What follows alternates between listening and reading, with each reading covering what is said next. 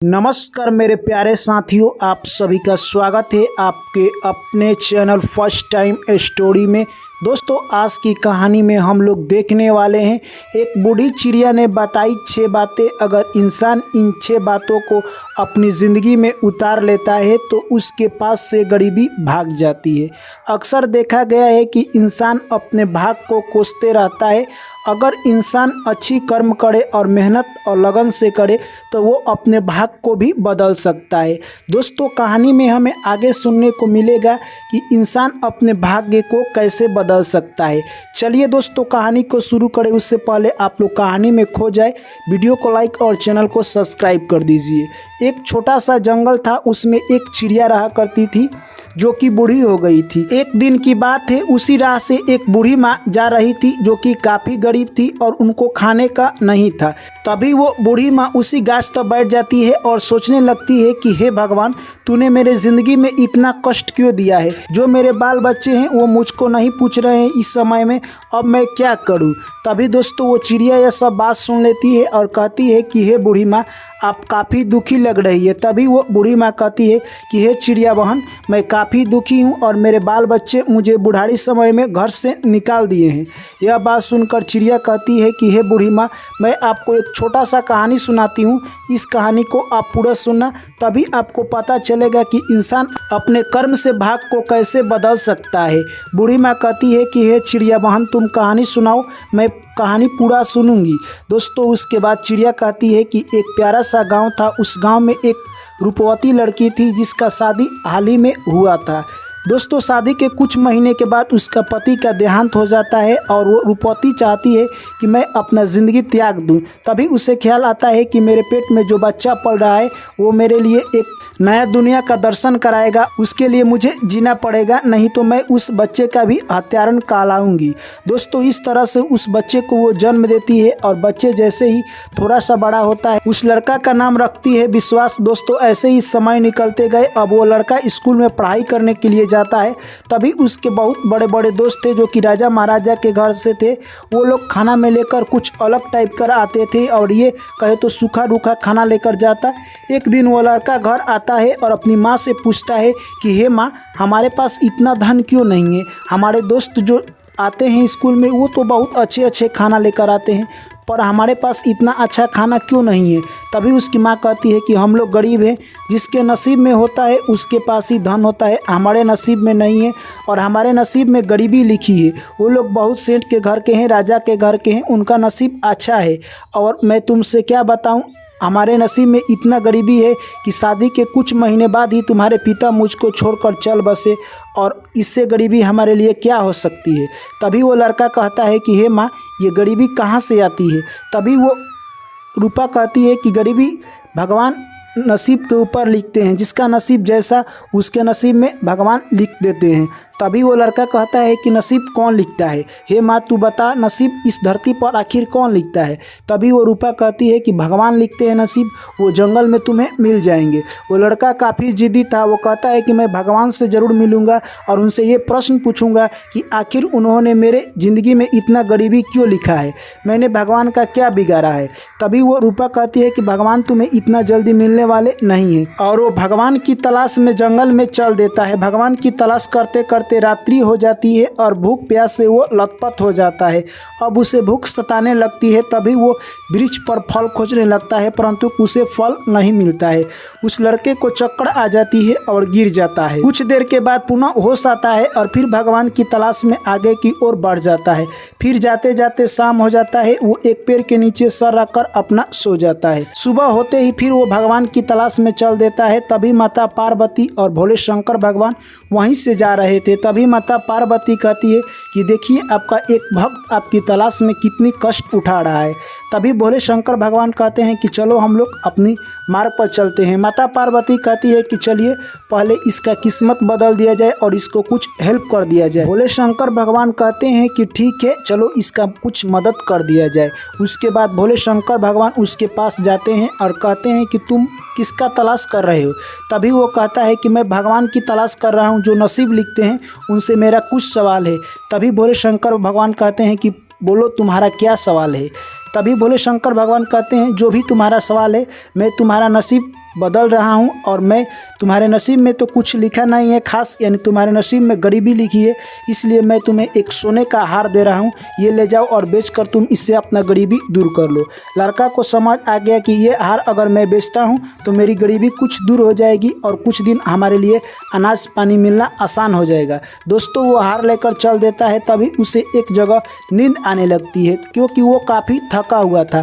सोचता है कि हार यहीं पर रखकर सो जाता हूँ। जैसे ही हार वहीं पर रखकर सोता है एक चील आता है और उस हार को लेकर उड़ जाता है। लड़का उठता है तो देखता है कि हार उसके हाथ में नहीं है। अब वो बौखला जाता है और सोचने लगता है कि मेरे नसीब में जो था वो भी गायब हो गया। दोस्तों उसके बाद सीधे यानी अपने घर पर आता है और अपनी माँ से कहता है कि भगवान भोले शंकर से मुझे यानी भेंट हुई थी, परंतु उन्होंने मुझे एक हार दिया था सोने के, वो हार लेकर आ रहा था, मैं चील लेकर रास्ते में ही उड़ गया। तभी उसकी माँ कहती है कि तुझ पर मुझे विश्वास नहीं हो रहा है क्योंकि तू मीठी मीठी बातें बहुत अच्छा बनाता है, तेरी बातों पर मैं कभी विश्वास नहीं करती हूँ। दोस्तों वो लड़का सोचता है कि फिर मैं भगवान की तलाश में निकलता हूँ और फिर वो लड़का तलाश में निकलता है। उसी जगह पर जाता है। भोले शंकर भगवान और माता पार्वती फिर उसी रास्ते से जा रहे थे। फिर भोले शंकर भगवान दर्शन देते हैं। वो लड़का कहता है कि हे भगवान, जो आपने हार दिया था वो मेरे भाग्य में नहीं था और एक चील लेकर उड़ गया। तभी भोले शंकर भगवान कहते हैं कि मैं तुम्हारा अब मदद नहीं कर सकता हूँ क्योंकि तुम्हारे भाग्य में अमीरी नहीं लिखी है, सिर्फ गरीबी लिखी है। उसके बाद भोले शंकर भगवान कहते हैं कि मैं तुमको एक उपाय बताता हूँ, तुम सीधे ब्रह्मा जी के पास चले जाओ, वही तुम्हारा भाग्य बदल सकते हैं क्योंकि वही भाग लिखते हैं। वहाँ से लड़का सीधे ब्रह्मा जी के पास जाता है और ब्रह्मा जी के पास जाकर बोलता है कि हे ब्रह्मा जी, आप तो भाग लिखते हैं, मेरे भाग में इतना गरीबी क्यों लिखे हैं?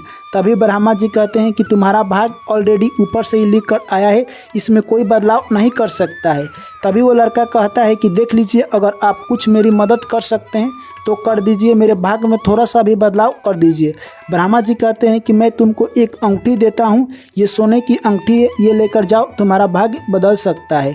दोस्तों वो लड़का अंगूठी लेकर चल देता है और रास्ते में जैसे ही आ रहा था उसे काफ़ी तेज प्यास लगती है और एक तालाब में पानी पीने के लिए जाता है। जैसे ही वो पानी पीता है अंगूठी यानी ऊपर वाले बगली से गिर जाती है और अंगूठी तालाब में चली जाती है। वो लड़का काफ़ी उदास होता है और घर आकर अपनी माँ को सारा कहानी सुना देता है। उसकी माँ कहती है तू हर बार बातें बनाता है, तुम्हें कोई भगवान से भेंट नहीं हुई थी, तू ऐसे बातें ना बना। उसके बाद लड़का फिर निकल जाता है उसी स्थान पर और फिर ब्रह्मा जी के पास जाता है और अपना सारा कहानी सुना देता है। ब्रह्मा जी कहते हैं कि तुम्हारा भाग्य कोई नहीं बदल सकता है, मैंने तुमको कुछ हेल्प की परंतु तुम्हारे भाग्य में वो नहीं था।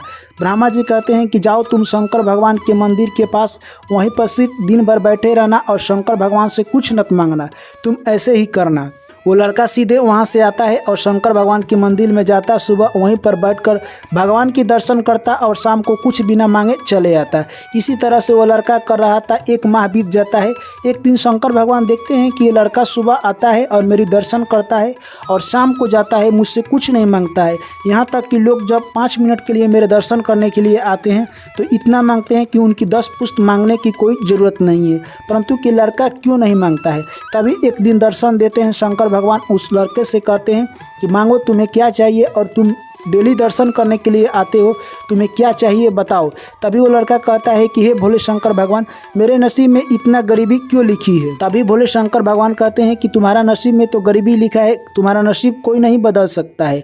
दोस्तों उसके बाद भोले शंकर भगवान यानी कहे तो आत्म ध्यान धरते हैं और ब्रह्मा जी से बात करते हैं। ब्रह्मा जी भी कहते हैं कि हम उस लड़का की मदद किए परंतु उसके नसीब में अमीरी नहीं है। फिर उसके बाद शंकर भगवान विष्णु जी से बात की। विष्णु जी भी कहते हैं कि उसके नसीब में अमीरी नहीं लिखा है, वो गरीब रहेगा और उसके भाग्य में गरीबी है। तभी भोले शंकर भगवान के द्वार पर नसीब की देवी जो कि आकर द्वार बहारा करती थी वो उसी वक्त आ जाती है। तभी भोले शंकर भगवान कहते हैं कि हे नसीब की देवी, आप इस लड़का का नसीब बदल दीजिए क्योंकि इसके नसीब में काफ़ी गरीबी लिखा है। तभी नसीब की देवी कहती है कि हे भोले शंकर भगवान, इसके नसीब में तो गरीबी लिखा है, मैं कैसे बदल सकती हूँ। तभी भोले शंकर भगवान कहते हैं कि ये मेरी आज्ञा है, आप बदल दीजिए। उसके बाद नसीब की देवी कहती है कि मेरे पास एक सोने के सिक्का है, ये सिक्का लेकर जाओ तुम अपने घर और तुम्हारा सारा गरीबी दूर हो जाएगा। वो लड़का दोस्तों यानी सोने का सिक्का लेता है और सीधे वहाँ से अपने घर आ जाता है। चिड़िया कहती है कि हे बूढ़ी माँ, तुम कहानी को ध्यान से सुनना। उसके बाद लड़का इस बार मुट्ठी में सिक्का लिया हुआ था वो कहीं पर नहीं रखता है, क्योंकि सोचता है कि अगर इस बार मैंने सिक्का गंवा दिया तो मेरी माँ विश्वास नहीं करेगी, और सीधे अपने माँ को ले जाकर देता है सिक्का। जैसे ही उसकी माँ सिक्का देखती है काफ़ी खुश होती है और कहती है कि हे मेरे बच्चे, तू सच ही कह रहा था, तूने भगवान से दर्शन किया है। और उस सिक्के को बेचकर दोस्तों कहे तो कुछ अनाज लेकर आती है और खाना बनाने के लिए वो लोग जंगल जाते हैं लकड़ी तोड़ने के लिए। और जैसे ही वो लड़का लकड़ी तोड़ने के लिए यानी दोस्तों गाछ पर चढ़ता है, वहीं पर आहार जो कि उसको भगवान शंकर दिए थे वो आहार उसी पर चीर रख दिया था, उसको आहार भी मिल जाता है। और पुनः आता है, फिर मार्केट जाता है दोस्तों, यानी तभी वो मछली खरीद कर लाता है। और मछली को जैसे ही उसकी मम्मी काटती है तो मछली के पेट में से वही अंगूठी मिल जाता है जो ब्रह्मा जी दिए थे। तभी वो लड़का कहता है कि हे माँ, यह वही अंगूठी है जो हमें ब्रह्मा जी ने गिफ्ट में दिया था, और वो हार भी मिल गया जो कि शंकर भगवान ने मुझे दिया था। तभी दोस्तों उसका भाग इस तरह से बदल जाता है। इस तरह से चिड़िया कहती है कि हे बूढ़ी माँ, तुमने देखा वो लड़का किस तरह से अपनी माँ से जिद कर कर अपने भाग को बदल लिया, और भगवान को भी उसके सामने भाग बदलने पर मजबूर होना पड़ा और भगवान उसके भाग स्वयं बदल दिए। तो इस तरह से यानी इंसान अगर अच्छे कर्म करता है तो उसका भाग्य जरूर बदलेगा, क्योंकि यहाँ पर हर समय हालात बदलते रहते हैं, तो भाग्य क्यों नहीं बदलेगा। भाग्य तो सिर्फ एक लकीर है, आप अच्छी मेहनत करते रहिए, आपका भाग्य जरूर बदलेगा। इंसान अगर 6 बातों पर अगर ध्यान रखता है, पहला, इंसान के दिल में लालसा होना चाहिए किसी भी काम को करने के लिए, और दूसरी, इंसान ईमानदारी से कोई भी काम करना चाहिए, तीसरी, कभी भी आपके अंदर सच्चाई होना चाहिए, और चौथी बात, सच्चाई और ईमानदारी और निष्ठा, ये तीनों और जिसके अंदर है वो किसी भी काम को पूरा कर सकता है। और पांचवी बात, इंसान कभी भी घमंडी नहीं होना चाहिए, इंसान को इंसान का दर्द समझना चाहिए।